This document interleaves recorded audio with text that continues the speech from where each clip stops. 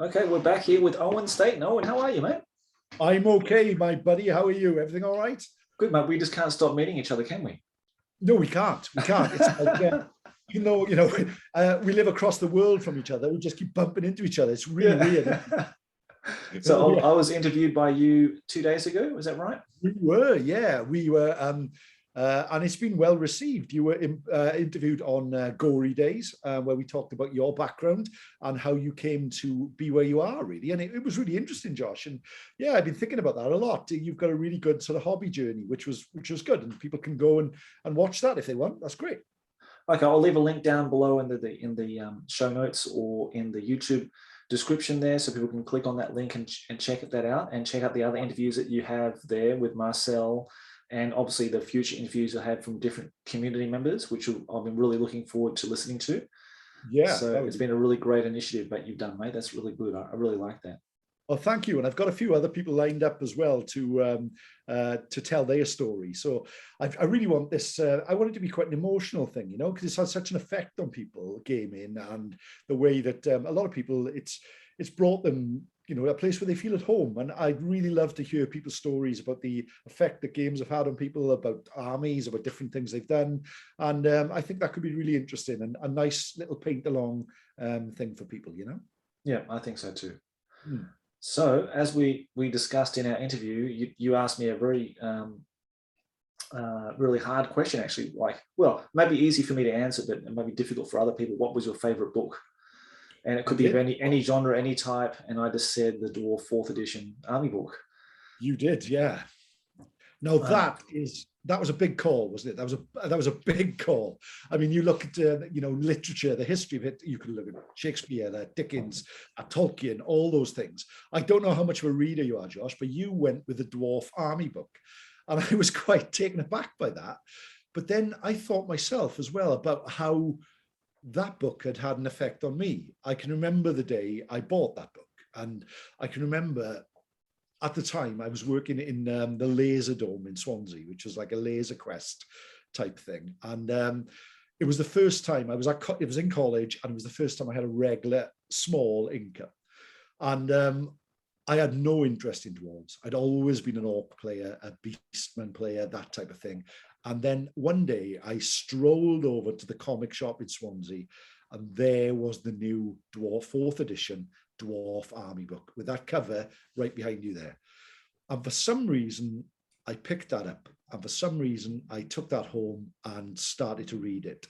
And it was probably the most thumbed book in my house for a number of years. And with the following week, I went back and bought some of those Monopose Dwarf Warriors and started a dwarf army that rejuvenated my life with Warhammer, really. And it was the first really army that I took time to paint properly. And it was an army that I used for many, many years. And I still have many of the figures. And when we look at the Hero Hammer fanzine as well, the stories that I write in that, the Vanda's Pride stories, Vanda was the leader of my dwarf army there. And he has been the biggest character that I've had in my Warhammer journey, if you like. And I still, when I think of Warhammer characters and scenarios and situations that I've put myself in through gaming, Vanda stands out as the #1 hero for me. So it had a huge effect on me as well. And as a blueprint for army books to come, I genuinely believe that this was probably, and still has an influence to this day in the books that come out, even for the Age of Sigmar and things like that moving on. So yeah, it had a huge influence on me, and I believe it did you as well. Yeah, massively. Like I just fell in love with dwarves as soon as I saw them. That was it for me. I just knew then that was, it just clicked. I think everybody has sort of that moment when they find an army or something that attracts them to a certain race or particular aesthetic in an army. That dwarves were just it. They were just short, stunty, stocky, long beard. They love beer. they look like mini Vikings or Crusader Knights or something like that. They have a lot of Viking kind of mythology mixed into their background. And of course, it's and The Hobbit was one of my favorite books that got me into fantasy and originally, so that contained a lot about the dwarves and that kind of thing in that as well. So I think for me it just touched a certain, I don't know whether because I'm really tall and I like small things. I'm really attracted to miniatures and small things generally. The dwarves are just a perfect fit for me, I think, in character and all that. Yeah, and I think what the book did, it took that mythology that Tolkien had, had built upon that, and we're going back here into early sort of English folklore and Anglo-Saxon folklore, and Beowulf and things like that, and Norse sort of mythology as well, which Tolkien built on when he created his dwarven sort of archetype. But Workshop took that and run with it as well, and made something a little lighter, a little funnier, but essentially built on that and created the Warhammer Dwarves as we know. And I think even now, when you look at the newer books they brought out, they still haven't quite found that thing to run with again. There's still, it all harks back to this. And there's so many people out there who whose version of dwarves and love of the dwarf race in fantasy comes from the sort of this era really. And the way that they built the army with the slayers, the slayer concept is so good, so strong. The artillery pieces that were all out there, the throne, the book of grudges, the dwarf lexicon that was in this book, and the heroes, the throne of power, all that, the anvil of doom. All these things came from this era that still means so much to so many people today. Unbelievable book, really. Yeah, I think fourth was a turning point. I mean, third, obviously, and second, first had their sort of roots in the Warhammer lore and background. But of course, I think when Bill King came into the picture for that time in the 90s, he was given the huge undertaking of taking these races and then giving them sort of with literature, giving them a background in words to build pictures in people's minds and imaginations of what these races would be living like, or how they would. They gave them a language and everything. Like he really did such an enormous amount of stuff. You like that kind of, you like the lexicon for the dwarves there, the ick. Oh. Yeah, I love that. In the book, the lexicon of the dwarves is putting your hand in something sticky in the dark.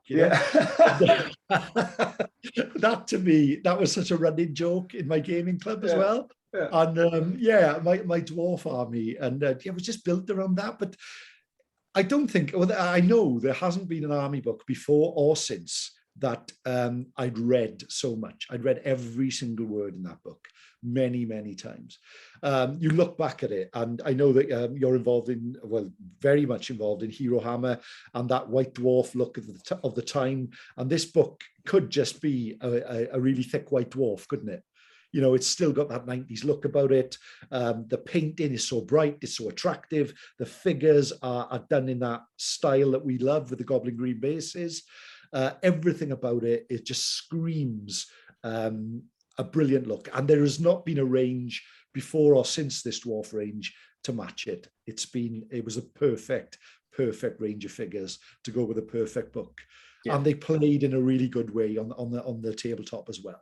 There were things to come, the March rule and in later editions, but this set the stall for dwarves on the Warhammer table and beyond. And it did so much to it. But it's so full of stories as well. I mean, I know that you've done the battle at the Eastgate of Carrick Eight Peaks and things like that. And I know that you love refighting these old battles as well, don't you? And so it's obviously a book that still has a huge influence on you as well. Well, actually, the Battle of Carrick Eight Peaks we haven't done yet. It was we did the one for the Goblin book. Yes, you did. Yes, that's the battle for Iron Peak. I think that's Iron Peaks. I think that was what called. But yeah, the battle for Eastgate we'll definitely do at some point. I'm just collecting the miniatures now for it, and once all of it's been painted, I'll do a massive video for it for the channel for sure. I mean, I can't wait to play that. In fact, I think Dave Gilson from the UK, he's going to the Bring Out Your Lead this year, and he's going to run that scenario maybe with his brother or with some other guys there coming along for the day. So this year, if you are going to Boyle, that's the Bring Out Your Lead event in, is it Nottingham, I think? Yeah. Then you can go there and you can participate. You can be one of the participants. He's going to actually run. He's going to bring all the miniatures. So you just turn up and you can actually take part in that wonderful scenario from the Dwarf book. And that, I mean, for many war gamers, has got to be the ultimate, isn't it? To be playing there, that Warhammer game. There's nothing more evocative than that, that eternal grudge between the greenskins and the dwarves. And I've done it on my stories in Hero Hammer. It just screams fantasy, and it's just such an excellent battle to fight. There's no greater foes, there's no greater battles. That battle we played online going back a few months ago, Josh, I really enjoyed that. Bugman's Dwarf Rangers, Slayers, all the characters involved. Grom the Paunch, all those legends of Warhammer. And a lot of them, obviously not Grom, but I believe he is mentioned, but this book is just so full of these. And it's one of the first books as well that brought the Skaven into the sort of modern way that we look at them as well. The Skaven come up in this book in some of the text and the stories, and they're the Skaven that we know that are dangerous, but a little bit silly and a little bit, very unpredictable as well, which is great. Yeah. But it's a book that's laid out beautifully. It has, I mean, the Dwarf Lexicon, right? You look at the Dwarf Lexicon. Why do you need that in a War Games book? You don't. You don't need it at all. But it just brings the stories and the atmosphere and what Warhammer is to you. There was no need. That doesn't sell you figures. That doesn't give you paint schemes. But all it does is fire your imagination. And that, is just brilliant. I mean, you look at some of this stuff now. Ricket, a small stone which falls on your head as you walk down a tunnel. These sort of things are just great. Camaraderie, accreditation of dirt and grime on company of dwarves who have spent many days underground, and onk, a smell. It's so clever as well. It's brilliant, isn't it? A Noggerund, a drinking tankard made from the skull of a troll. There's no need for any of this stuff, but it just it's just great, isn't it? A bolg, a large fat belly, also a trait of extreme wealth, age, and contentment. I've got a bolg, I know that. Me and all, mate. Yeah, we're quite proud of it, actually. Yeah, a great book, and there, there it is as well. Ick, putting your hand in something slimy and unpleasant in the darkness. I don't think these days any game company would put this in an army book or in any sort of war games rules. Yeah. So it was really brave, really, to have that there, along with the background, along with the designer's notes and the army list itself, and the runes, so good, weren't they? I mean, you look at those. I can remember, the rune of stone and all these things that were so good to have. The master rune of kingship, the master rune of dismay, the rune of the furnace, the rune of immolation, the rune of penetrating, rune of accuracy. We didn't use half of these, but they were just so good, and they added so much. The master rune of Valea, the dispel, the rune of stone that give you +1 on your armor save. Something that no other army had. I mean, every army had magic. Every army had magic items, but the dwarves had something else that you could turn to as well. Really frustrating for your opponent, but really good to have, and it just added something to that, the whole thing itself. The perfect army book that has never been equaled or bettered, in my opinion. Some of the listeners may disagree, but for me, there's nothing better than this one. Nothing at all. Yep, no, I wholeheartedly agree with you, Owen. I just can't go past the 4th edition Dwarf book for any of its flaws that it might present in game terms. I still think it's the most visually beautiful book ever made, especially all those wonderful diagrams by Wayne England and Mark Gibbons and John Blanche. They really invoke the character and the style of that time more than any other book that I've ever seen of dwarves. And yeah, they just look so adorable. I mean, they're so cute. I mean, how would you ever want to fight a dwarf? I mean, you just want to pick them up and cuddle them, you know, Yeah. or just give them beer. I mean, I don't this range. I don't think they've got any legs, have they? I mean, but they don't. They just got boots, boots and beards. Yeah, and a belly. As a painter yourself, I mean, you're a better painter than I will ever be, but this must have been a big influence on you. I mean, your army that you've got there in your house there in Japan, but I mean, surely that's influenced by this book as well. It must be. Absolutely. Yeah, I always look to this book when I'm looking for paint schemes for my own regiments when I'm painting them, and I want to emulate, you know, the same kind of style and same kind of vivid colors on the units and the banners and that kind of thing to bring, you know, to the tabletop something that resembles something similar to the armies, the studio armies. I really, really love them. So yeah, even though I've sort of changed a little bit for my guys, but I love the blue and yellow, the very sort of Scandinavian colors that I think they've chosen for a lot of the regiments, and I really like that. So yeah, blue, red, and yellow are probably the most prominent colors. And I think if you stick to those colors, you know, your army's going to look absolutely gorgeous and look very similar to the 4th edition army book. That's right. And that, if you remember a few months ago, we chatted about that that dwarf army that was online by that French. That was it. I mean, that again, as it's somebody taking this and running with it, isn't it? Really running with this concept and really making something really special. And you could do many types of dwarf armies. You could do them, you know, a sort of fighting type. You could do a gun line. You could put a lot of artillery in there. You could be sort of magic heavy with the runes. It offered you a lot as a gamer as well. It wasn't just a one-trick pony. I mean, I can always remember being influenced from my dwarf army, going back because I would, but from the film Zulu with the horns of the buffalo. And I'd always try and draw people into the center of my dwarf army and then counterattack right at the end, you know, having worn them down with my artillery, with my thunderers, with my crossbowmen, and then sort of counterattack with your slayers and your iron breakers and your hammerers, and then, you know, to finish them off.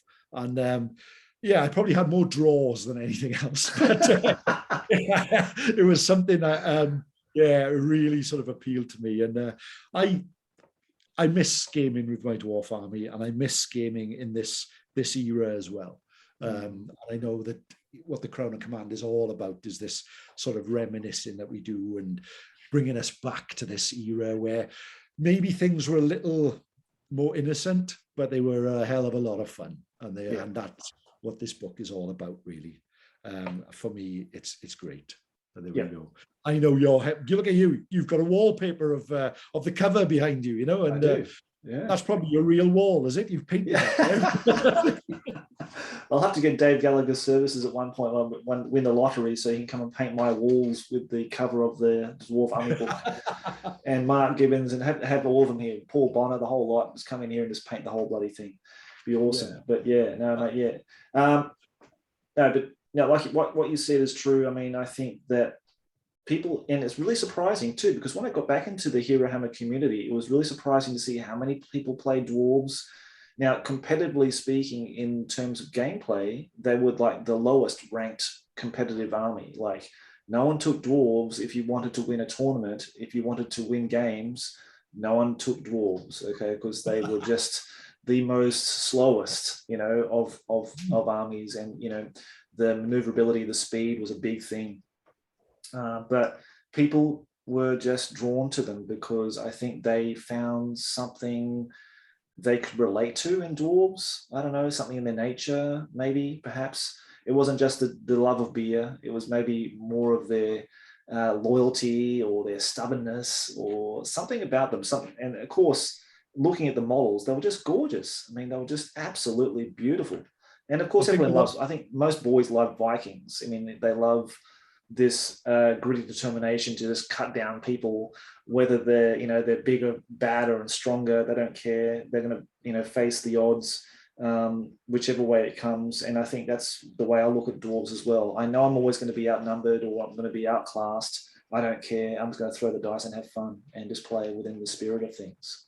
That's right. And in my life, I hold a lot of grudges as well, Josh. So I think that appealed to me as well. Yeah. Never let a wrong go, no matter how long it takes me to get revenge. Poor Justin. I know. See the list, the book I've got down here, my book of grudges. Yeah. Do you actually have a book of grudges, though, Owen? Did you actually buy a book and make a book of grudges for yourself? I've got a library of grudges, Josh. You do? But have you actually got one written down in the book for your games and stuff? I tell you what I have got is I have got a big book that contains every army list I've written since about 2003.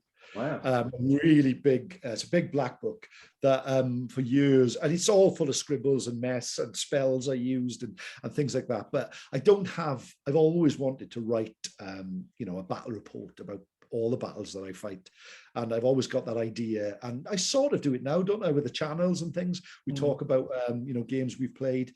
But I haven't got a book of grudges. I'm too nice a guy. But, not one I'm going to admit to anyway. But inside I'm seething about it.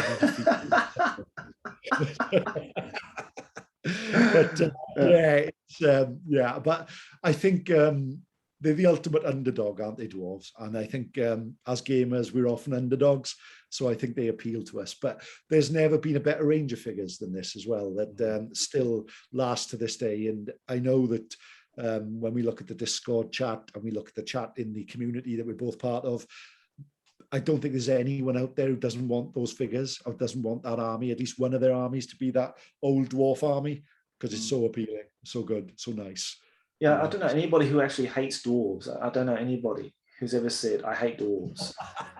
I hate lizardmen. Yeah, I can understand that. I mean, that's fair enough. Yeah, I mean, they're just born to be hated. But dwarves, you can't hate a dwarf. You can't hate them. Part of the creation of the lizardmen. Explain your own children. Don't get me started, Owen. But yeah, all right. I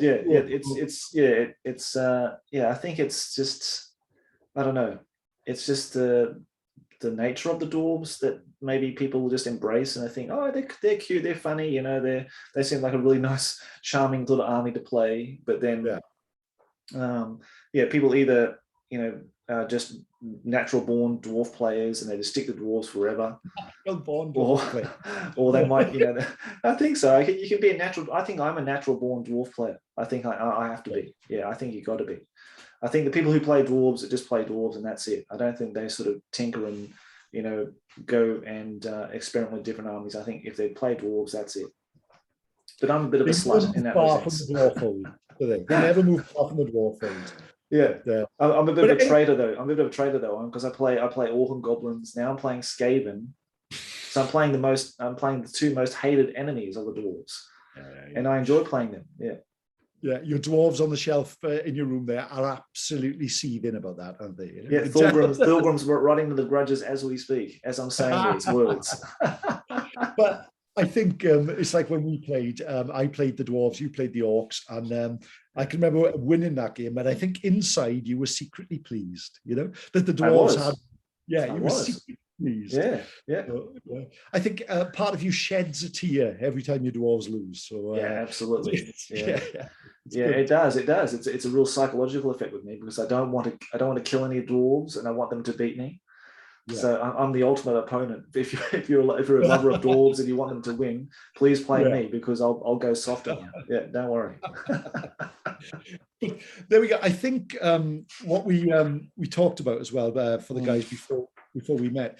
This book also has a lot of just fiction in it, and stuff again that isn't entirely relevant, but it just brings the world of the dwarves alive. And there's one piece here which I think I'll read if you've got the time, Joshua, and if the guys are interested. But there's a battle in here which covers, 3 pages of A4 that is written by Bill King, I believe. And going back all those years ago, to have something like this in an army book and to dedicate this amount of space into an army book was really quite special. But this again brought together the whole imagery of the dwarves, the ethos of them, the legends, and how they felt about other races in Warhammer. And I mean, if you're willing, then I'll read this. And as you know, I do a bit of storytelling. I've got my channel, Time Between Time Storytelling, which is on YouTube as well as a podcast now. But I don't often read things from the page, but we'll do this now. So if you want to just sit back, if you want to relax and just take yourselves back to that early 90s where the dwarves were at their zenith, where the great empire of dwarves, although it was never the Carragate peaks of old, it was the dwarven renaissance for Warhammer, really. So let's go back to this page, and we'll please forgive me because I am reading it, but if the guys will sit back, just sort of clear their minds for a moment. If they're painting, just to sort of imagine the sights and sounds and smells and scenes that are evocative in this book, we'll go with it. So are you ready for this, Josh? I'm ready, mate. You go for it, mate. Okay. To the right of the grim brotherhood were the slayers, led by their captain, Scally Demon Slayer, mightiest of all the slayers of Carrack. The death songs of the tattooed and crested dwarves echoed over the battlefield as they prepared to meet their foes. Already Thorgrim could see that they were working themselves into a frenzy. Besides them, on a slight rise in the floor, sweating cannon crews manhandled their guns into position. Snorri Gunnamer lovingly polished the runes on his weapon, while Grunny Hellhammer supervised the positioning of the powder barrels. To their right was the new experimental flame cannon, fresh from the forges of the Engineers Guild. To its right were the massed ranks of the Thunderers, their handguns already shouldered and ready for firing. From their elevated position, they could get a clear shot at most of the battlefield. From behind the dwarf army came the sound of blades whirring and steam engines coming up the pressure as the gyrocopters made ready to take to the air. Thorgrim gave the signal to unfurl the banner. The whole dwarf army let out a cheer as Valea's rune was unveiled. His army was ready to meet the ratmen breast to breast. It was ready to pit pure dwarf forged steel against rusty scavenged Skaven weapons. It was prepared to match the tried and tested creations of the Engineers Guild against the demented ingenuity of the ratmen. After this day, the dwarves would stand triumphant, or Skaven scavengers would gnaw at the last bones of an ancient empire. At some unspoken signal, the ratmen moved forward, chittering and brandishing their weapons. The sheer speed of their advance was frightening. A black wave of thousands of gaunt, feral bodies flowed over the broken ground. Yellow teeth glinted evilly in the half-light. Rat ogres bellowed their guttural challenges. The line of giant rats loped forward in the fore, large and hungry as starving wolves. The crack of Jezzails filled the air. Glowing shots pattered off the throne all around Thorgrim. He rose and stood proud, brandishing the axe of Grinmere defiantly at the distant Skaven snipers. Now, an eerie glow coalesced round the grey seer as he drew magical energies to him. The energies congealed into a cloud of glittering gaseous vapor that enveloped each of the rat ogres in turn. Bloody foam frothed from the monsters' mouths as they let out shrieks of mingled glee and pain. "Steady, brothers, steady!" shouted Thorgrim, restraining his followers' natural urge to move to fight their foe. He opened the great book and turned to Guthrie's warriors. Slowly and clearly, he recited the ancient and damning grudges, reminding each dwarf present of the aeon-old grudges, legacies of hatred and loathing they owed to the Skaven. As Thorgrim's grinding voice echoed out, the hammerers' faces went pale as they began to shake with fury. A few let out great sobs of passionate hate. Some tore at their beards and uttered unspeakable maledictions against the ratmen. The grim brotherhood ducked their heads as the gyrocopters swept overhead. One of the flying machines peeled off and headed for the Jezzails. One of the others headed straight for the right flank of the Skaven army. Another tore straight towards the middle. The pilot lit one of his bombs with his cigarello and tossed it into the advancing mass. The bomb bounced, its fuse hissing and spluttering, and then exploded in the center of the Skaven mass, sending broken and bleeding bodies tumbling through the air. Now the cannons spoke in voices of thunder. The acrid stink of powder smoke filled the air. The wail of cannon blast echoed through the chamber. The blazing shot tore right through the ranks of the rat ogres, smashing through their huge bodies as if they were made of paper. Thorgrim let out a yell of triumph as he saw the head of one of the beasts removed, sending blood fomenting into the air to cover the surrounding rats. The flame cannon sent a jet of incandescent chemical fire squirting towards the foe. It landed on an oncoming formation of storm vermin and enveloped them in a sheet of incredibly hot flame. Their fur ignited, and the smell of scorched flesh, burning pelt filled the air. Skaven burned, screaming, burning ratmen running everywhere. Some frantically writhed to the ground, trying to extinguish the flames. Others simply died, their flesh melting and running like boiling tar. The few survivors of the blast turned and fled, ignoring the chittered instructions of the rat ogres, mounted and their general. Now the thunderers and crossbowmen blazed away at the oncoming horde. From the rise, the gunners could get a clear view of the enemy. Musket fires peppered the leading Skaven. Broken bodies fell bleeding on the broken ground. Clouds of crossbow bolts flashed down into the giant rats. The great rodents died in droves, and as they too turned and fled, most simply brutes and demon-driven monsters, as that they had first appeared. Now Crag struck his anvil. Thorgrim's beard bristled. Blue lightning flickered around the head of his hammer. The bitter scent of ozone tugged at the back of Thorgrim's throat, mingled with the gunpowder taint, leaving lightning arced facing outwards towards the plagued censer bearers. Frantically, the grey the grey seer even, chittered a counterspell, and the huge bolt disintegrated in a shower of sparks. Undaunted, the Skaven came on, a gibbering, screaming horde too numerous to count. Thorgrim could now see their mad pink eyes and their lashing pink worm-like tails. They looked like an undisciplined, leaderless mass. But Thorgrim knew from the great book of grudges that their fearsome mass attacks had overwhelmed many an army, that their fearsome war machines could slaughter masses given the opportunity. Now they were almost within range. As the rat ogres drew close to the dwarf army standard, Balaya's rune glowed and pulsed. The frenzy seemed to leave the monsters as the ancestral goddess's symbol drained away the grey seer's evil magic. Suddenly, from behind one of the toppled statues, a band of black-garbed Skaven assassins leapt forth. Swiftly, they scuttered towards the dwarf flame cannon crew. Their lightly armored gunners proved no match for their highly trained Skaven killers.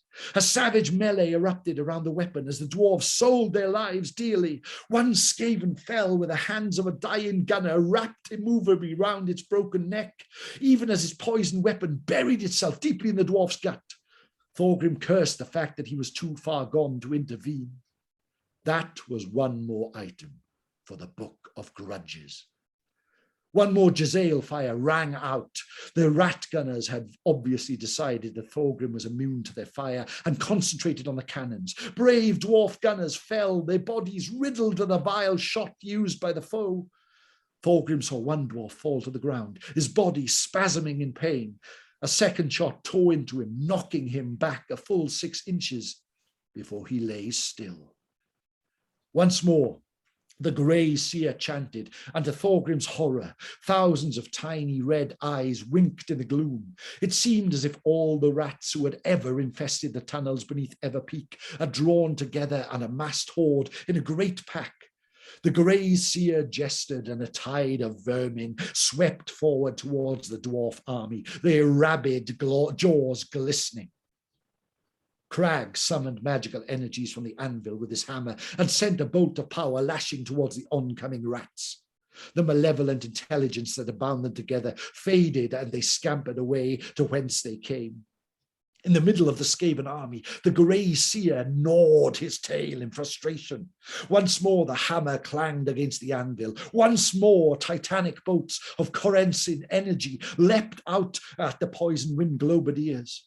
This time the grey seer's frantic counterspell failed, and in the times, 3 times of the loathsome and deadly vermin fell, their brains fried, and their eyes popping and splattering in the insides of their goggles. Thorgrim turned to the grim brotherhood and began to incite them. Hearing the ancient litany of death and woe, the brotherhood fell into a dark reverie, every jaw set with unquenchable determination to slay Skaven. Every eye carried a fixed look of hatred directed towards the foe. A howl of frustrated anguish and bloodlust rose from the grim brotherhood as the unrelenting Thorgrim recited every misdeed the Skaven had performed against the hold of Zufbar. Thorgrim's voice was almost drowned out by the bellow of the guns as they spat forth their freight of death. The troll slayers almost advanced into that terrifying zone of death. Only Scally's bellowed order held them in place. Ignoring the assassins at large around the flame cannon, the gun crews continued to frantically load and fire. Their cannon crews continued to frantically load and fire. All the crews, glowing white-hot cannonballs, rained down on the cringing Skaven. More rat ogres fell under the onslaught of the mighty war machines. Crossbow bolt after crossbow bolt fell on the lines of plague monks. A dark drain of death that relentlessly eroded even the rabidly unfeeling ratmen, following the petrifying corpse banner. One entire flank of the Skaven army almost fell away under repeated battering from the thunderers. The gyrocopters descended from the air. A burst of superheated steam tore through the gazelles and sent the survivors scurrying back towards the depths in which they had emerged. The second gyrocopter pilot brought his craft around the line and crossed the Skaven army laterally, heading from the right flank to the left. His bomb bounced, narrowly missing the grey seer and exploding among a tightly packed mass of rat warriors, causing terrible casualties. The last gyrocopter that had so recently bombed the Skaven center turned and skimmed the ground towards the rear of the Skaven army. With a hiss, a great cloud of steam filled the air. The shriek of the steam-boiled rats echoed beneath the vaulted ceiling. Spells darkened the air between the two armies as the grey seer frantically tried to reassert his power over the rat ogres. As the cloud of energy descended once more upon the spawn of Clan Moulder, Valea's rune glowed, neutralizing the evil energies. Now lightning surged into the warpfire crew as one of the remaining poison wind globadiers. So short was the distance now that Thorgrim's beard bristled and his hair felt as if it was standing on end like a troll slayer's. The crisis point of the battle had arrived. The fast crumbling Skaven army was now in charge distance. The general howled his orders. The desperate Skaven threw themselves forward. Thorgrim snapped shut the book of grudges. The time for remembering was past. Now was the time to settle old scores in blood.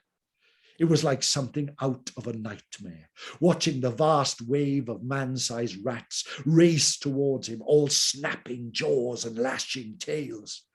The force of the first wave almost smashed against the steel wall of dwarves and broke their line. Almost, but not quite. The dwarves stood firm as an avalanche of black-furred death swept down on them. A vile and terrible odor filled the air. Thorgrim shouted to his troops to hold their breaths. This was the dreaded poisoned wind for which the globadiers were justly feared and hated. There was a flash of fire on the far right. At first, Thorgrim thought that the flame cannon had exploded. But then he realized that the fire was a different color, tinged with purple and strange, almost black. The smell of burned meat and sizzled fat filled the air. Doubtless a warp fire thrower had taken effect on the thunderers. Now, The fighting became close and deadly as steel-muscled Skaven warriors sprang forth relentlessly, their great blades cleaving into the dwarf ranks. Worse still, deadly assassins, armed with poison-ripping blades, leapt from the swarms of lesser warriors and lashed out at the dwarf leaders. Thorgrim saw Guthrie himself go down, his rune weapon falling from his nerveless fingers. Another entry for the book, he thought. And he found himself confronting the great rat ogres and the Skaven general. The impact of the general's lance almost pinned him to the throne, but the ancient treasured armor of his ancestors held. Ignoring the sparks flickering before his eyes, the dwarf king prepared to fight back. Goaded by their handlers, the mighty war beasts fell on Thorgrim's leaders. Mighty claws lashed out, shredding Gromril armor like paper and tearing great gashes in the sides of the dwarves. Momentarily, Thorgrim felt the flash of white pure bone through the pink meat as Gimli's ribs were exposed to the attack. Then Thorgrim's flesh tingled as the throne unleashed its power. The skin of Grimly's side knitted together, a smooth pink skin replaced the old mangled stuff. With wild exultation filled Thorgrim. The axe of Grimnir pulsed with power in his hand. He felt godlike, invincible, deadly. A lesser warrior might have been filled with fear at the sight of such a deadly, living killing machine as the rat ogre. But Thorgrim knew that he was its master. Bracing his feet wide on the throne, he lashed out with his axe. The great ancient rune on the weapon's side burned bright as it bit deep in the rat ogre's side, splintering ribs as if they were rotten timbers. His second blow severed the thing's spine and sent it flopping to the ground in two separate halves. The eruption of filth and gore covered the Skaven general, blinding it momentarily. Thorgrim took advantage of the distraction to bury his axe in its skull, cleaving it almost in two. Grimly and the other bearers lashed out with their axes, cutting and hacking their way through the rat ogres. The giant beasts snarled ferally even as they fell. Not even death, it seemed, could extinguish their mad hatred for all other living things. For a moment, there was a lull in the battle. Time for a drink. There was a lull in his battle. From his position on the throne, Thorgrim could survey the whole battle line. Thorgrim knew the nightmarish scene would burn itself into his brain for the rest of his days. The screams of the dying and the war cries of the living mingled and filled the underhall with a hellish cacophony. The flickering, unearthly flame jets of the warp fire throwers gave fitful illumination to the dreadful tableau. Countless dead and dying lay everywhere. The wounded lay together, their lives sweeping away swooped like giant insects. Overhead the gyrocopters swooped like giant insects, the thunder of their rotors adding to the cacophony. A huge black screaming mob, 100 strong, had smashed into the dwarf line and threatened to overwhelm it. On the right, the Thunderers had taken terrible casualties from the warp fire throwers. They had shamefully turned and fled before the onset of the supernatural flames. Ratmen had overrun the cannons and snapped at the heels of Crag as he stood atop his anvil. Even as Thorgrim watched, the runesmiths whipped up the lightning and sent the scorched and mangled Skaven tumbling back from the sacred artifact. The slayers had surged forward through the Ratmen's ranks, leaving a trail of broken and bloodied bodies behind them. Scally fought with irresistible force as he clove a bloody path towards the Great Seer. His Skaven brethren hurled insults and jeers to the retreating Skaven. On all the battlefield, nothing seemed a match for their insane ferocity. The grim brotherhood and the plague monks fought breast to breast. It was a scene of madness. Both sides lashed out, driven by utter, insatiable hatred. It was hard to tell who had the mastery. Neither force was willing to give ground. Plague monks ripped out the throats of dwarf warriors with their teeth. Even as they died, the dwarves struck out with their axes. Around Harek's feet lay the dismembered bodies of the plague censer bearers. The runes of the Zafbari had killed him outright before they could unleash their deadly weapons. From the roar of the Grim Brotherhood's ranks, clouds of sickly green vapor rose where the poison had been unleashed. Thorgrim could see poisoned dwarves reel and fall, bloody from bubbling from their bloody foam, bubbling from their mouths and nostrils. One more entry for the Damazkron. On the left, the Hammerers had turned back the storm vermin. Enraged by the loss of their leader, the dwarf veterans fought on like unleashed demons, crushing Skaven's skulls like eggshells beneath their mighty hammers. The assassins who had struck down Guthrie was mashed to jelly by Guthrie's kinsmen. Thorgrim knew that the deaths of 200 such vermin would not be enough to repay one drop of Guthrie's blood. Yes, the Skaven would pay. Thorgrim would see to that. On the extreme left, the crossbowmen had started to reform into a deeper formation, preparing to enter the maelstrom of hand-to-hand combat. There was nothing else for it now. Thorgrim realized. "Forward, brothers!" he shouted. Slowly, inexorably, the throne bearers began to carry him forward over the corpses of the rat ogres into the flanks of the plague monks. The axe of Grimmere sang a song of doom and destruction. The axe, nothing came within reach of it. The leprous forms of the plague monks squelched and fell apart as he cut into them. One threw himself straight at Thorgrim. The dwarf king caught it by its slimy, pestilent throat, halting its flight in midair, forcing the snarling monk to his knees in front of him before severing his neck with a single stroke. His bearers lashed out, bringing a whirlwind of death to the monks of Clan Pestilence. Heartened by the king's presence, the Grim Brotherhood surged forward, slaughtering the plague monks to their last. They left no diseased Skaven alive. Their foul bodies were heaped high, polluting the good earth around their awful standard. The Hammerers smashed through the last remaining storm vermin and surged forward into the Skaven following, who turned and fled on their heels. As suddenly as a summer storm, the battle became a rout. Seeing Scally and his lads forging towards him, the grey seer disappeared in a flash of light and cloud of brimstone. The Thunderers reformed their ranks to face the warp fire throwers. Looking down the barrels of a line of dwarf musket barrels and seeing their isolation, the warp fire thrower team suddenly thought the better of standing their ground. They turned and fled towards where they had come from. The assassins round the cannons slipped away before Thorgrim could give the order to pursue, scattering in all directions and rushing for the shadows, as if the demons of chaos were all on their heels. From the air, the gyrocopters swooped on the fleeing Skaven, routing them utterly, flying amid the terrified foe and squirting them with great gouts of steam.